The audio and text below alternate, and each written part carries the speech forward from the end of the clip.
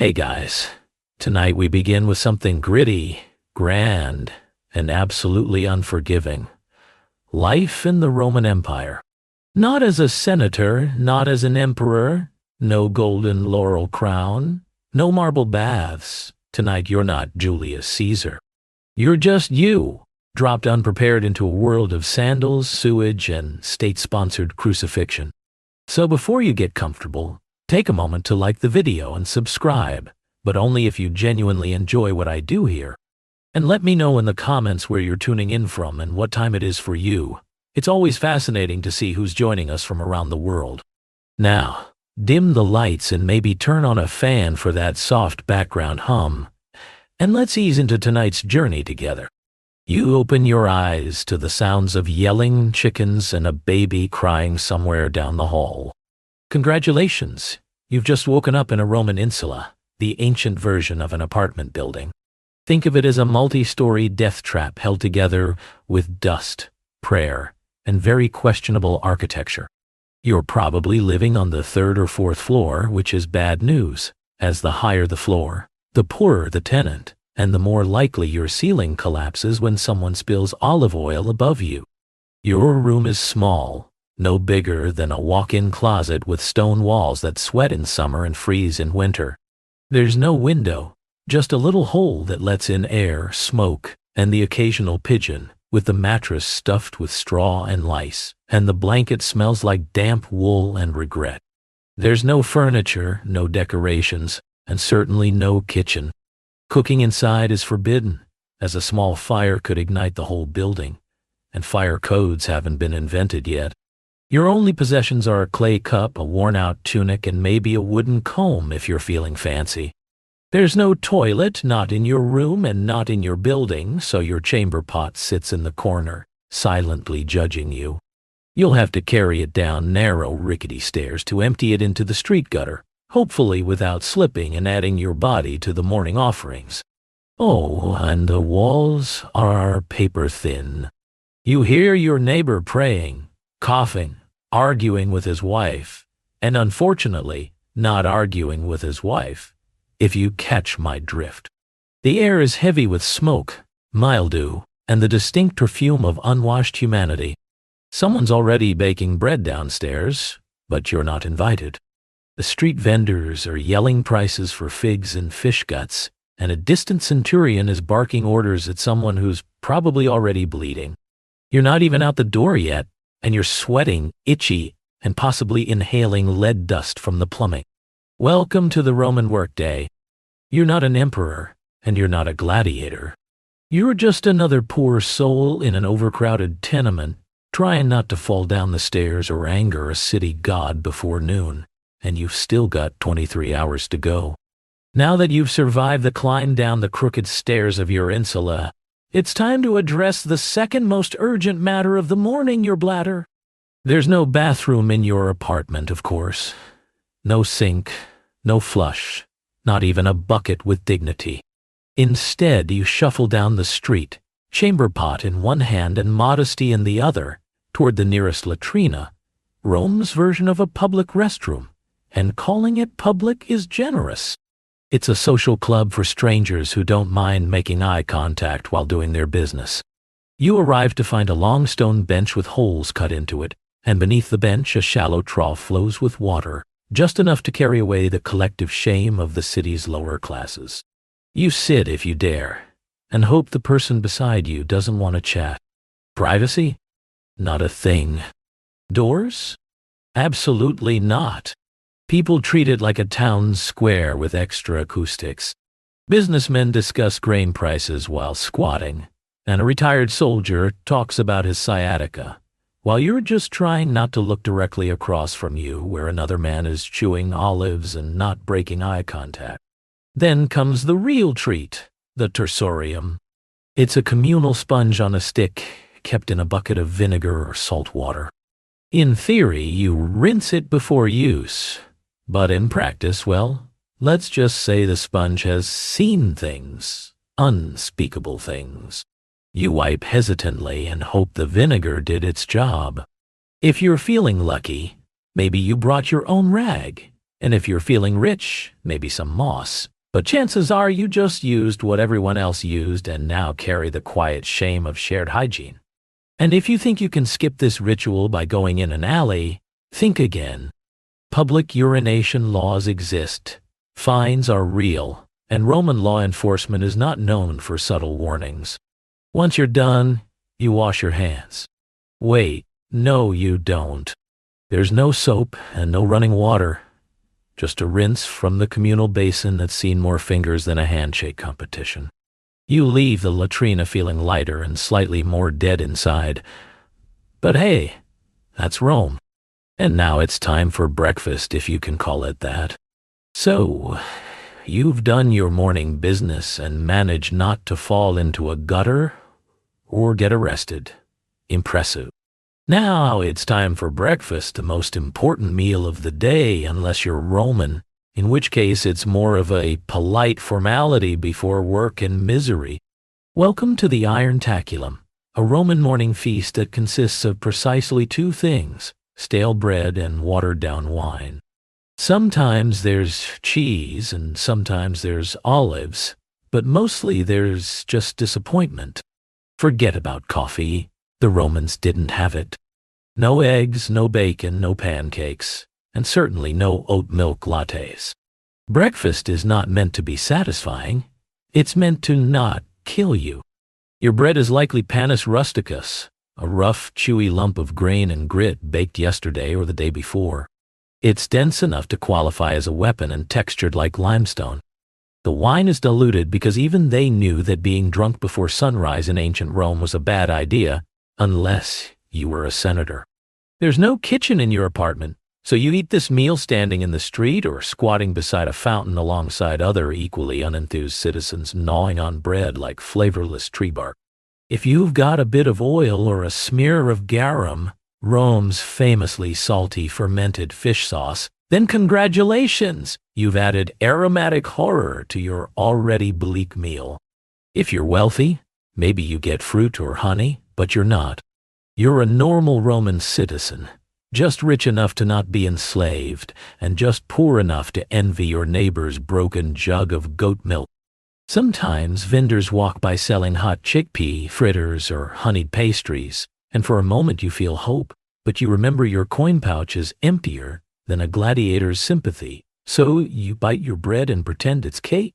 And this is how the day starts, with carbs, mild dehydration, and a growing realization that you're about to walk 7 miles on Roman sandals, with nothing but stale crumbs in your stomach, and a buzz from last night's leftover wine.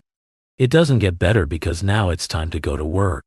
After your hearty breakfast of bread and mild despair, it's time to face the Roman workday. And let's be clear, unless you're a senator, a poet with a patron, or one of the lucky few who inherited land from a dead uncle with no heirs, you are working, and you're doing it hard. You might be a laborer, porter, potter, bricklayer, street cleaner, or if your luck's truly sour, a sewer worker. Rome needs a lot of things: roads, aqueducts, temples, and baths, and someone has to build them. That someone, you, with your bare hands under the sun, wearing sandals that provide all the arch support of a soggy leaf. The Roman workday starts early, very early. The sun is barely up, but the foreman already is yelling in Latin and waving a stick. If you're late, you dock your day's pay, or worse, beaten, shamed, or fired, which in Roman terms means you starve with honor. Your tools are basic. You dig with a shovel made of splinters and prayer, carry bricks on your back, and haul water from a cistern that smells like old socks and ambition. There are no gloves and no helmets, just sweat, dust, and the constant awareness that one slip might crush your spine and your career simultaneously. And if you're a craftsman, good luck, as you're competing with hundreds of others selling the same clay pots, sandals, or cheap tunics. Underpricing is common, and quality doesn't matter if a richer citizen decides he doesn't like your face. Even more elevated jobs like messenger, accountant, or teacher aren't glamorous. You're either running through Rome's chaotic streets with scrolls under your arm, writing numbers for someone who will forget your name, or trying to teach Latin to a group of senators' children who already think they're gods. Women, they're working too, spinning, weaving, selling vegetables, or managing stalls in the markets, plus raising children, plus managing the household, plus not dying during childbirth, multitasking before it was cool. And after all this, you get a short break for lunch. Maybe if your supervisor isn't in a bad mood or trying to impress a visiting prefect. So yes, you work or you die trying. Rome may be eternal, but your back won't be. So you've made it through the morning without fainting or being flogged. Now it's time to navigate the ancient Roman street, a chaotic, crowded gauntlet designed by someone who clearly hated personal space and public health. Picture it. The sun's high, the city's buzzing, and the street is alive, not in a poetic way, in a literal way. Rats, flies, stray dogs, livestock, beggars, merchants yelling in 6 languages, children running wild, and thieves pretending to help old ladies while pocketing your coin purse. It's like Times Square, if Times Square had no plumbing and everyone was carrying a goat. Let's talk infrastructure. Roman roads were engineering marvels, perfectly straight, masterfully paved, and usually overflowing with a blend of urine, spilled wine, vomit, animal waste, and the remains of last night's garum sauce. The middle of the street functions as an open sewer. Step off the raised footpath without looking and congratulations. You've just baptized your sandal in the holy waters of human misery. Wagons clatter by with no speed limits, no crosswalks, and zero chill. They don't stop for pedestrians. In fact, Roman law actually banned heavy cart traffic during the day in the city, which means drivers race through at night in the dark without brakes like charioteers on a deadline. If you're not crushed by wheels, you'll be bumped by elbows, baskets, or an angry fishmonger shouting about spoiled eels. Then there's the air, thick with smoke from cooking fires, incense from temples, and the scent of public latrines wafting on the breeze. Oh, and dead animals. Sometimes people just leave them there. If a dog drops in the forum, someone might just toss a cloth over it and walk away. And don't forget public spectacles, spontaneous brawls, impromptu protests, or a politician's parade that blocks traffic for hours while trumpet players blast off-key fanfare in your face. So yes, the Roman street is alive and out to get you. Slip on a fig, get hit with a runaway cart, or accidentally offend a patrician's pet monkey, and your day could end faster than Caesar on the Ides of March, and you were just trying to go buy lentils. You're sweaty, dusty, and desperately craving a splash of something cold. The good news, you live in Rome, a city renowned for its aqueducts, those magnificent engineering marvels that carry fresh water from the hills straight into the heart of the empire. The bad news, that water doesn't care about you. Unless you're wealthy enough to live in a domus with your own private fountain, you're sharing water with thousands of your closest coughing, sneezing, not washing their hands neighbors. Your options are the public fountains where everyone fills their jars, washes their feet, and occasionally dunks a child for fun or hygiene, and by hygiene we mean a wet version of hope. If you want to wash up, your best option is the thermae, the Roman public baths. They're everywhere, and everyone uses them. Sounds civilized, right? But here's the thing. The water cycles through multiple pools with no soap, no chlorine, and very little shame. You'll be sitting in a tepid bath with a dozen other men, none of whom believe in modesty. Conversations are loud, political, and occasionally naked. A man might try to sell you socks while another cleans his ears with a stick, and the water, it's been through everyone. If you were hoping to feel clean, think again. You're marinating in bacteria with a hint of eucalyptus. Also, fun fact, the plumbing system often uses lead pipes. Yes, lead. Romans were obsessed with engineering, but not chemistry.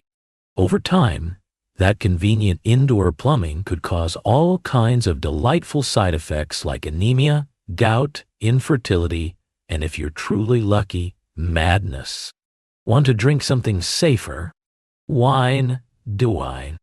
Seriously, water is viewed with suspicion, especially in the poorer districts where contamination from latrines and street runoff is common. So wine is diluted and consumed throughout the day by men, women, and children alike. Because what better way to survive a crumbling empire than with a gentle buzz? So yes, Rome brought water into the city before most of the world knew what a pipe was, but for the average citizen, it's a gamble every time you drink, bathe, or rinse your toes. Enjoy your aqueducts, just don't trust them. Welcome to the Roman Empire, where pain isn't just a possibility, it's the background music of your entire life. You stub your toe? No ice, no painkillers. You grit your teeth and keep going until it either heals wrong or falls off. Break a bone. You wrap it in a dirty rag and try not to breathe too hard. Get a splinter. Good luck. That's how infections start and how you might end. Roman society isn't big on comfort. There are no ergonomic tools, no padded seats, no concept of taking it easy. If you're a laborer, you're lifting bricks with a hernia and a prayer. And if you're a soldier, you march 20 miles a day with bleeding feet and a scorpion bite on your thigh. If you're a woman in childbirth, well, welcome to agony. Your midwife might know a chant. That's about it. Every part of your body is one misstep away from becoming an open wound or a cautionary tale. And unless you live near a temple with a very dedicated priest, your best option is homemade ointments, herbal smoke, or simply ignoring the problem until it resolves itself, or you get resolved into a grave. There's no such thing as anesthesia. Surgeries are performed while you scream into a block of wood. Dislocated shoulder? It's popped back in by a man named Marcus who learned from watching someone else fail at it. Dental work? Picture a blacksmith. Now picture your mouth, that's the scene. And if you're enslaved or poor, people don't even pretend to care. You could be bleeding out on the side of the road and the best you'll get is don't stain the mosaic. Even upper-class Romans embraced pain as proof of virtue. Stoicism was the philosophy of the day, and enduring suffering without complaint was seen as noble. If you cried over a broken arm, you weren't just in pain, you were weak. Real Romans suffer silently, then write poetry about it later. So yes, pain is always on the table, and it usually comes without warning, without remedy, and definitely without sympathy. On that cheerful note, let's take a look at what happens when you actually go see a Roman doctor.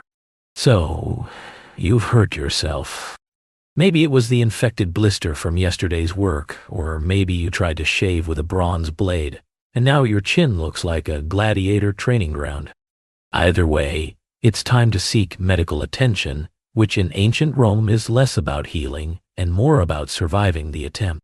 Let's begin with the basics.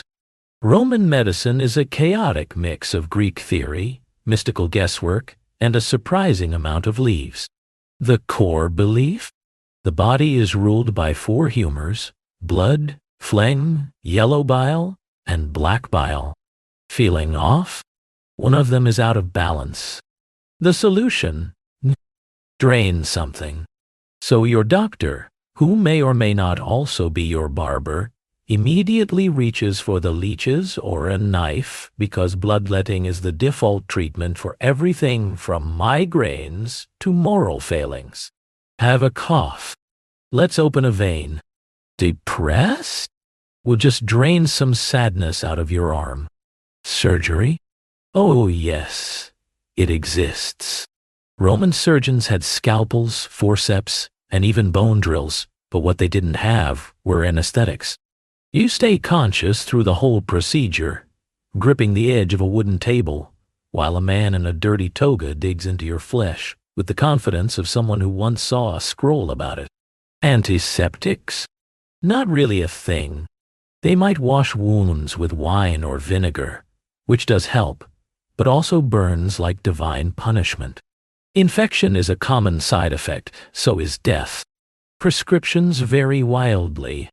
You might be given honey garlic, crushed beetles, or a poultice made of herbs, ash, and very specific types of animal dung.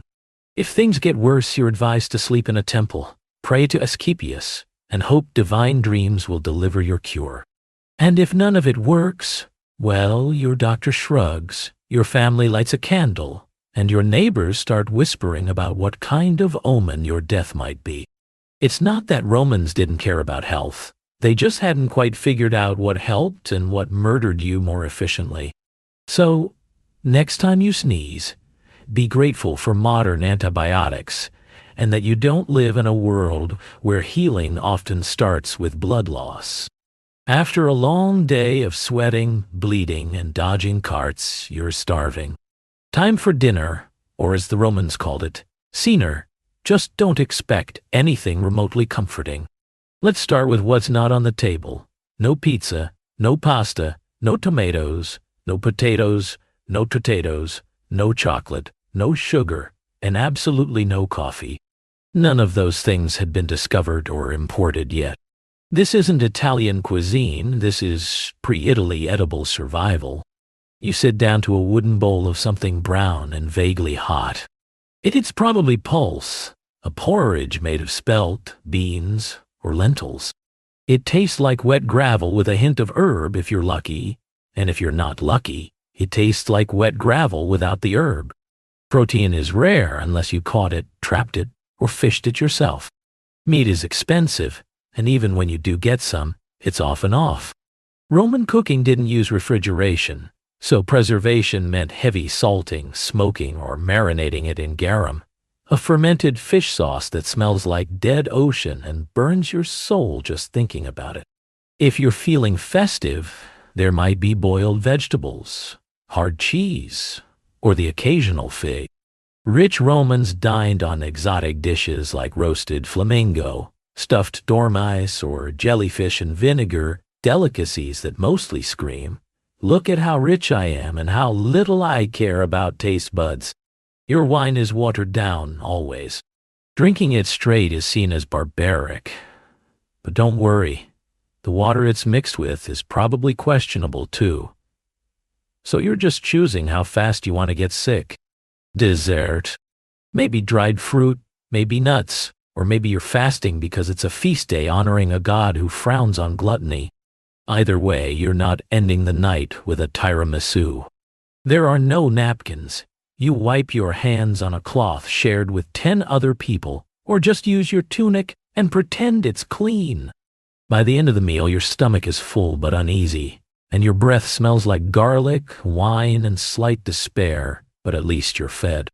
Now all you have to do is survive the Roman nightlife, and trust me, that's not a relaxing stroll. After a long day of grime, toil, and fish sauce, you might be hoping for a little leisure. Something to take your mind off your crumbling apartment and the open sewer outside. Well, good news, you're in Rome, where entertainment is everywhere. Bad news, most of it is horrifying. Let's start with the main event, the Colosseum, the crown jewel of Roman engineering, and the place where your soul quietly dies. This is where crowds gather to watch men stab each other for sport. Wild animals devour criminals, and sometimes, if the emperor is feeling dramatic, react full naval battles with real water and real drowning. It's free to attend, which sounds generous until you realize it's free because the state wants you distracted, while the Senate raises taxes and quietly annexes Armenia. You sit packed between sweaty strangers, cheering as a gladiator loses a limb. There's blood, sand, and occasional public executions with extra flair. You're clapping, but you're not sure why. Feeling a little sensitive. Prefer theater?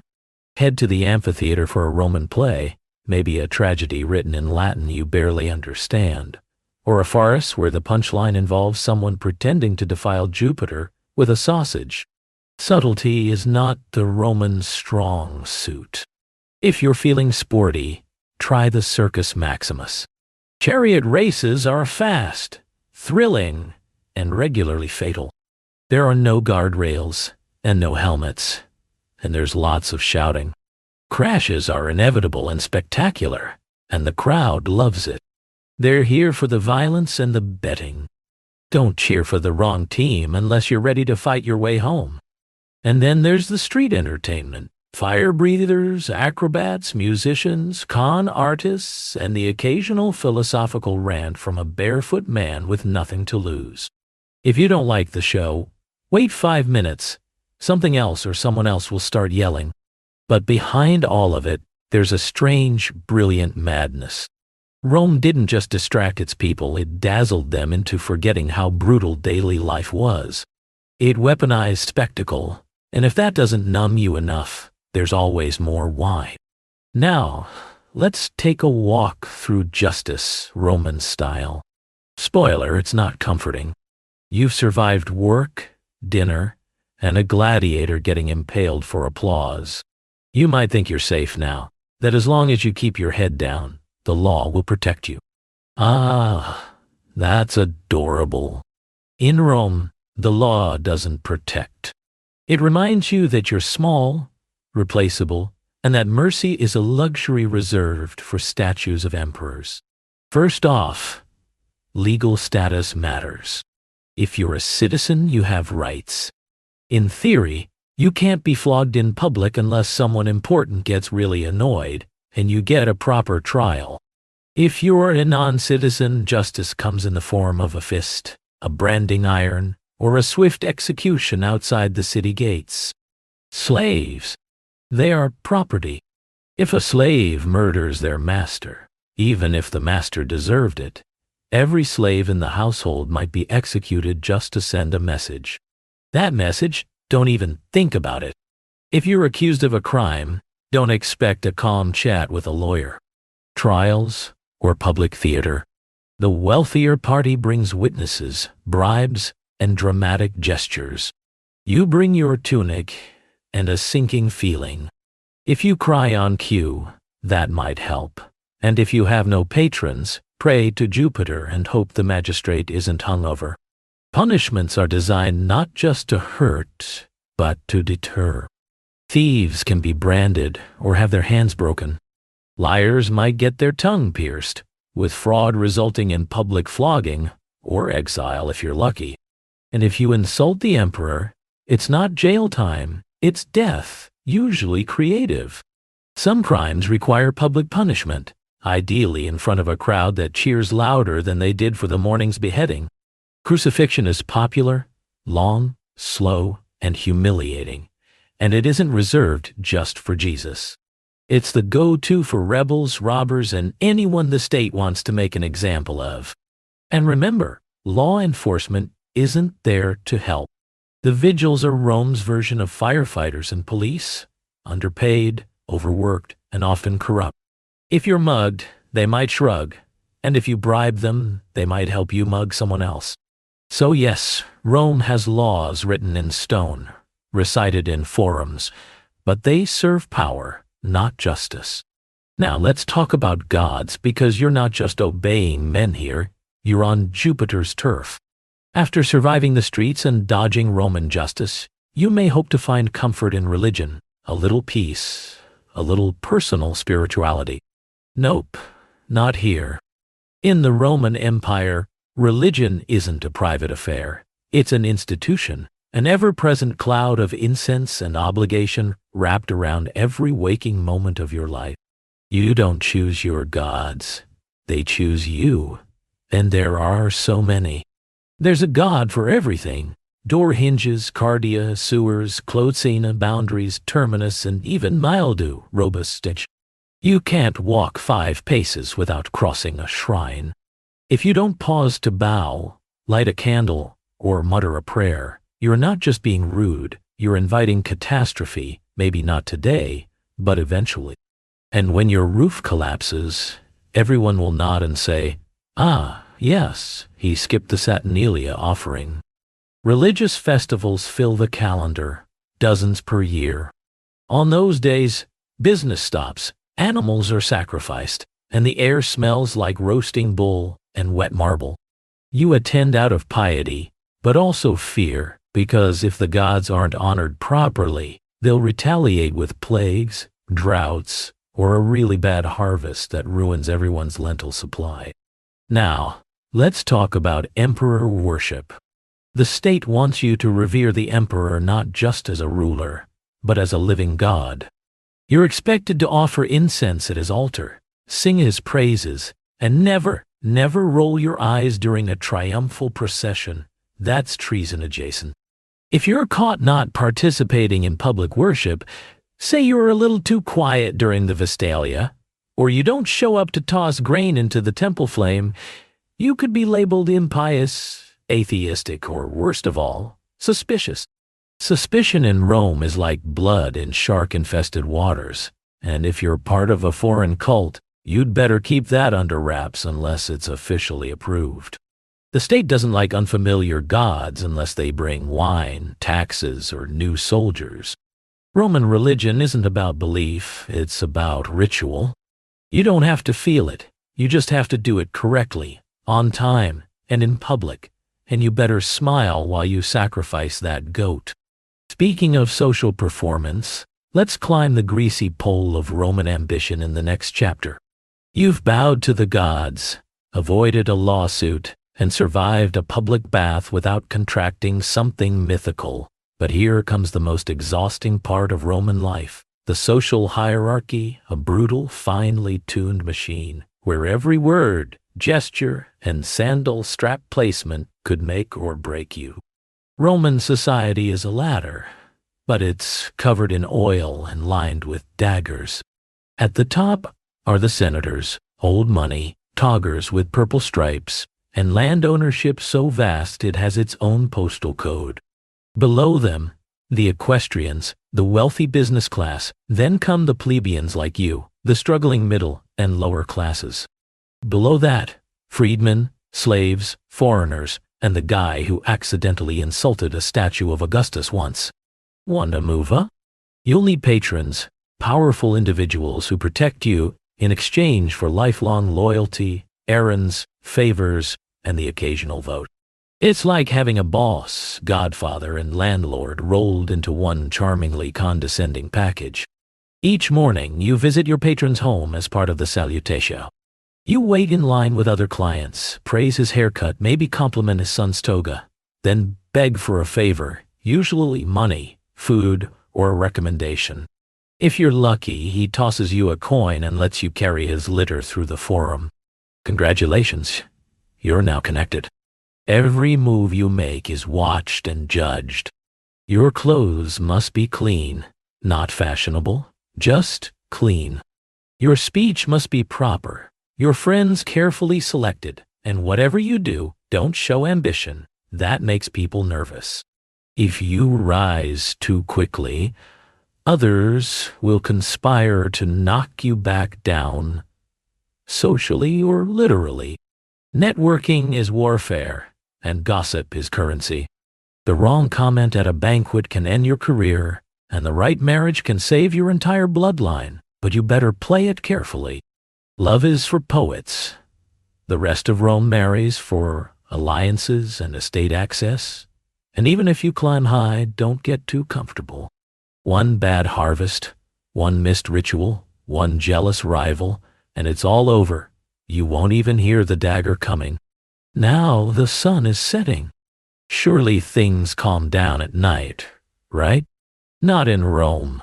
The sun dips below the rooftops of Rome, and for a fleeting moment you think, maybe now, finally you can rest. But nightfall in the Roman Empire isn't a time for peace. It's a shift in tone from noisy and chaotic to dark and downright lethal. First, let's talk about lighting. There isn't any. Unless you're rich enough to burn oil lamps all night, and few are, most people rely on moonlight, memory, and blind hope to find their way through the labyrinthine alleys of the city. If you trip and fall, no one's helping. They might just take your shoes. The vigils, Rome's official night watchmen, are supposed to patrol the streets, prevent fires, and stop crimes. In practice, they're overworked, underpaid, and often more interested in napping than heroics. Some are brave, most are bribable, and all of them are outnumbered. Criminals know this. Thieves, muggers, and the occasional bored ex-gladiator roam the shadows looking for easy marks, and if you're walking home alone, you're the easy mark. It doesn't matter who you are. Unless you're armed, fast, or invisible, you're at risk. And then there's fire, Rome's greatest nighttime terror. Insuli, those charming death trap apartments you sleep in, are made of wood and dreams. Cooking after dark is illegal for this reason, but laws mean little to a hungry tenant. A single overturned lamp can reduce an entire block to ash in hours. The Great Fire of 64 CE didn't start itself, but once it did, it raged like Mars in a bad mood. You might think your building is safe until you smell smoke at midnight and realize there's no organized evacuation plan. You grab your one tunic, your chamber pot, and maybe your dignity, and sprint for your life down a collapsing staircase. And if it's not fire or thieves, it's noise. Drunken parties echo through the streets. Processions for obscure gods parade by with drums and shouting. And if a senator's mistress is upset, everyone within a 3-block radius knows. Sleep in ancient Rome is a luxury. Silence is a myth. And safety is reserved for the wealthy, the armed, and the extraordinarily lucky. But hey, morning's almost here. You just have to survive one more night and then repeat. The sun sets on Rome, and with it, you might expect a moment of calm, a breeze, a quiet meal, maybe even sleep, but think again. Rome doesn't go silent at night. It simply shifts into something darker, louder, and more dangerous. The city never truly sleeps. It prowls. Let's start with fire. Roman buildings, especially the tall wooden insulae where the poor live, are tinderboxes waiting for a careless oil lamp or cooking fire to turn them into ash. There's no real fire department, just the vigils, who are part firefighter, part night watch, part deeply underpaid janitor. They carry buckets and hope. If your apartment catches fire, you might be rescued, or you might become a cautionary tale in tomorrow's gossip. Then there are the thieves, cut purses, and pickpockets who treat the moonlight like a hunting license.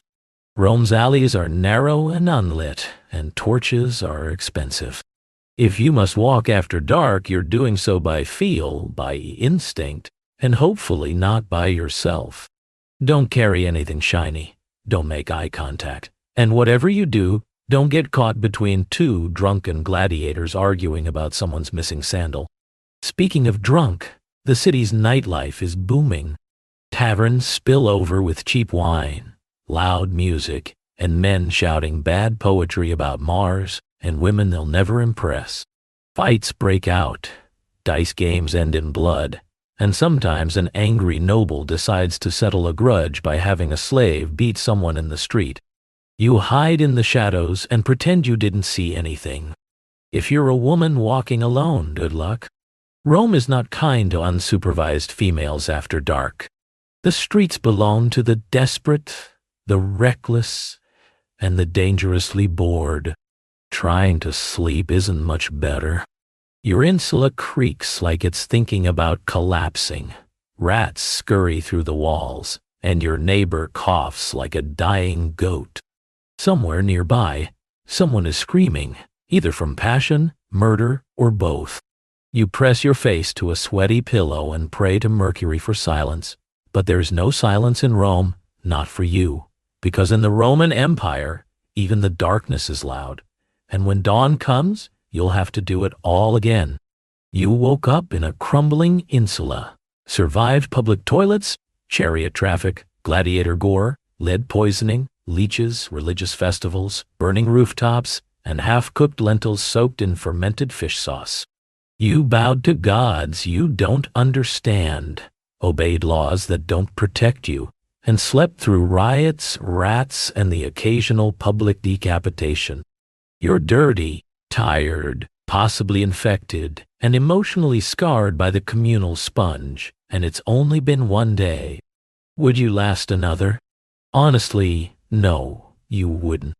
Most modern humans, with our air conditioning, antibiotics, and 5-minute delivery windows, would crumble by lunchtime. You'd give up before the second round of garum, and yet the Romans did it for centuries, because here's the maddening, magnificent thing. In the middle of all this filth, brutality, and noise, Rome worked somehow. They built cities, roads, aqueducts, libraries, temples, and amphitheaters. They expanded their empire across continents. They administered laws, developed philosophy, mapped the stars, performed surgeries, and invented concrete. That stuff still holds up better than most modern buildings. They created systems that shaped Europe and beyond for 2,000 years. Latin became the root of half the languages you hear today. Their architecture inspired cathedrals, parliaments, and college campuses, and their political concepts, republics, senates, and veto power, still echo through modern democracies. But it came at a cost. For the average Roman, not the emperors and not the marble-bathed elite, daily life was a hard-fought grind. And yet, they endured, they adapted, and they didn't have a choice, because Rome wasn't made of gold.